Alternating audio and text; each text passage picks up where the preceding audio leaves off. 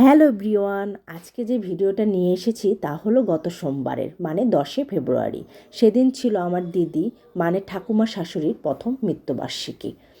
তো আমি ঠাকুমাকে দিদি বলেই ডাকি, কারণ হচ্ছে আমি আমার নিজের দিদি মানে ঠাকুমাকে দেখি নাই, ডাকতেও পারি নাই, শুধু শুনেছি অন্যান্য দিদিরা আমার ঠাকুমাকে দিদি বলেই ডেকেছে। সেজন্য দিদি বলে ডাকার শখ ছিল, তাই ঠাকুমা শাশুড়িকে দিদি বলেই ডেকেছি।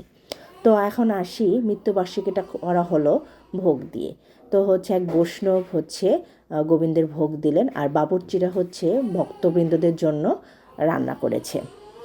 তো এই যে ভোগের জন্য সব মানে রেডি করা হচ্ছে, আসন টাসন পাতা হচ্ছে।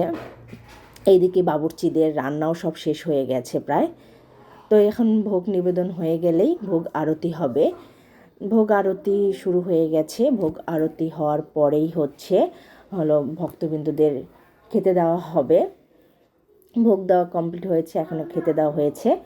খাওয়া দাওয়ার পরেই বিকেলে শুরু হবে এক নাম কীর্তন। কিছুক্ষণ এক নাম কীর্তন হওয়ার পরেই শুরু হবে লীলা কীর্তন।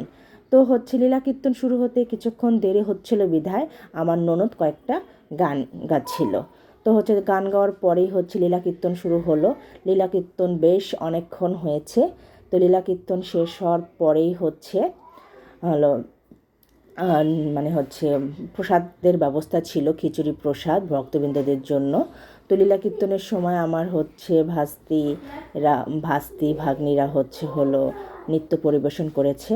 অনেক ভালোভাবেই সুন্দরভাবেই হয়েছে। ধন্যবাদ।